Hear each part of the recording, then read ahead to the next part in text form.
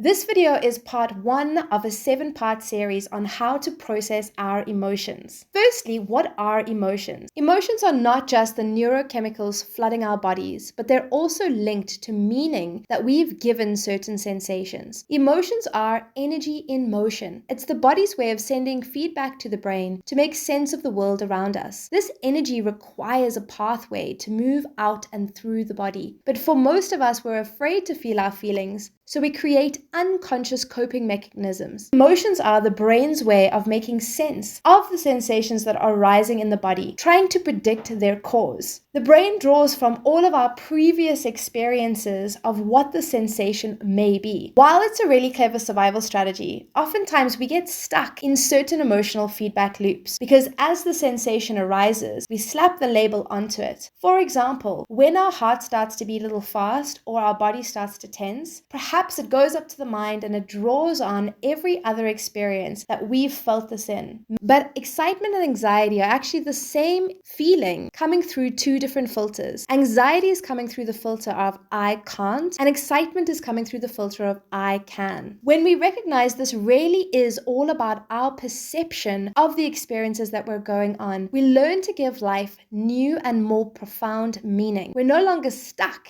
in old emotional loops. If we want to create a new future, we need to start creating new pathways. We are creating our future from our present state of being. So it's really important to be able to become aware of our current state so that we can design more preferable ones. Feeling feelings is part of being human. It's what we signed up for coming to planet Earth. So since they're around for the long haul, we might as well learn how to process them effectively. As children, we naturally allowed this energy to move through our bodies. We would tantrum it out if we were unhappy or sad. You would know about it. But it was a really clever way of moving the energy out of the body. When we don't process our emotions, this can create anxiety or overwhelming states of being. Even physical symptoms. We tend to distract ourselves with doom scrolling, or we get stuck in these unhealthy coping mechanisms like drinking, smoking, sometimes even over exercising. We are so desperately afraid to feel our feelings because we believe that they're going to last forever. Just a reminder, nothing is permanent. It will pass. It's actually the resistance to feeling the feeling that keeps it lingering longer, especially in our working environment. We feel that in order to be professional, we need to somehow be stoic or somewhat aloof in order to cope with stressful working conditions or just to fit in. Actually, learning to work with our emotions makes us more relatable and helps us to connect with people from all walks of life. There is a wide spectrum of emotional expression. On the one extreme, we have undersharing, where we keep everything bottled up inside because we're so afraid for someone to know what's going on. Perhaps we don't feel safe to express ourselves, or perhaps we believe that sharing how we feel is a weakness. So inevitably, whenever we keep something bottled up, at some point it's going to explode. Or on the other extreme, we have oversharing, where we're so emotionally reactive. We're a bundle of emotions and it just pours out of us. This can kind of show up as being negatively influenced, say, by the moon. As women, we absolutely are influenced by the moon, but that doesn't mean that we need to use it as an excuse to become overly reactive. Think of it like this. Your moods are like seasons. They're not good or bad. The more aware we become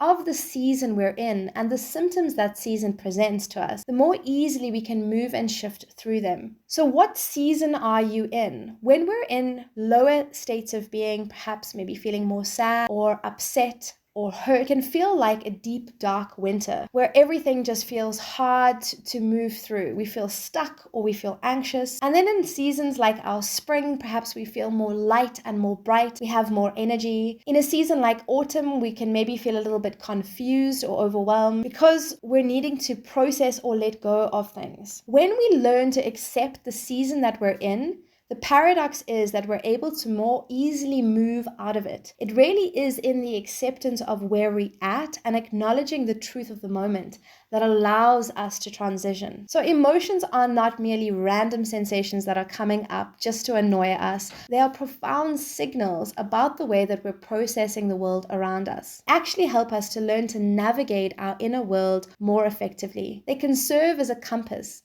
guiding us to deeper understanding ourselves and what's going on. What are we not liking in our environment, or what are we wanting to invite more of? So let's take a look at the feedback loop for a moment, aka the dreaded spiral. So perhaps one of these are triggered.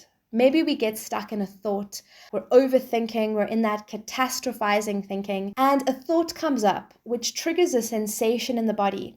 Perhaps it's a tightening in the tummy, or the heart starts to beat. And then our posture closes in. Maybe we start to bite our nails, or we get into an uncomfortable or anxious state. This then brings back a flood of memories of the time we felt like this, and so we get more and more stuck in this loop. Or it could be triggered by an external trigger that either reminds us of something that has happened before, so it triggers a memory, which then activates a certain state of being, a certain behavior, or an uncomfortable feeling in the body. Then that goes into the mind and starts to think and deepen that process. And again, we're stuck in this loop. So in order to be able to move out of the spiral, we need to become aware of the emotion, the sensation that is arising in the body, not connected to the story that's playing about it. When we have a story linked to the sensation, this is where we start to get trapped in the feeling. We're intellectualizing what we're feeling, but we're not actually processing or moving the emotion out of the body. We're just looping in the he said, she said, and not actually finding a pathway to move it out of the body. For most of us, as I said, this is because we feel like it's going to last forever. We're scared to sit with the discomfort, and we're wanting to move out of the feeling as quickly as possible. But unfortunately, there's no other way out. There is only through. Emotions typically only take about 90 seconds to move through the body.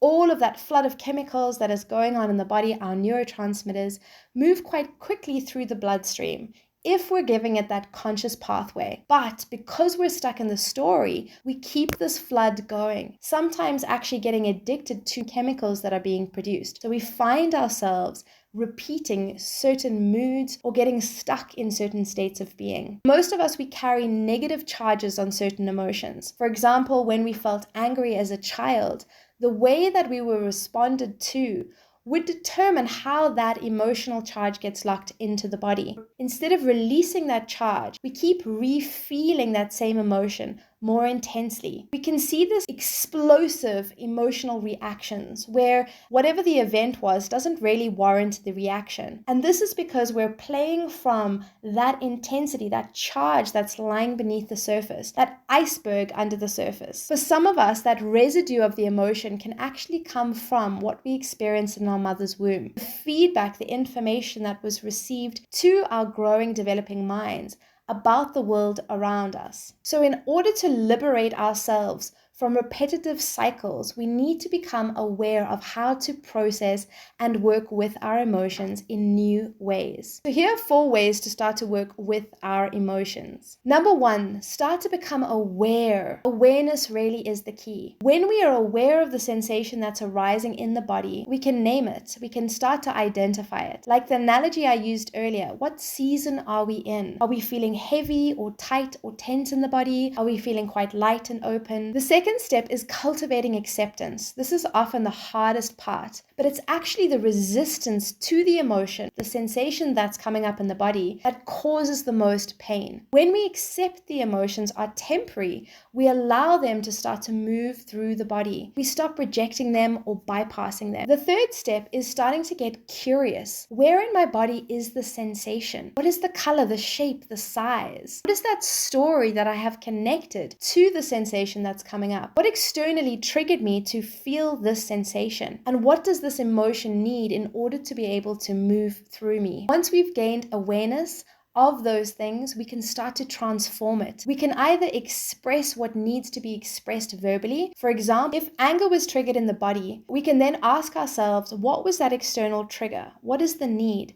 Do I need to state a boundary really clearly? Do I need to express this externally, or is this something that I need to shift internally? There are many powerful tools and techniques to be able to move and transform the emotions that are arising in your body, which we'll be discussing and going deeper into in the rest of the series. So stay tuned. So when we learn to work with our emotions, a whole new world opens up for us. We're no longer bypassing or suppressing or carrying any unnecessary baggage longer than we need to. We feel the emotion, we let it arise, and then we let it move through the body in nourishing pathways. So if you want to learn more about how to process your emotions in a more conscious way, then stay tuned for the next part of this mini series, where we're going to be meeting anger and learning how to process this wonderful emotion in the most potent and powerful way. If you found this video helpful, then make sure to like and subscribe to be notified for future videos. I'll see you in the next one.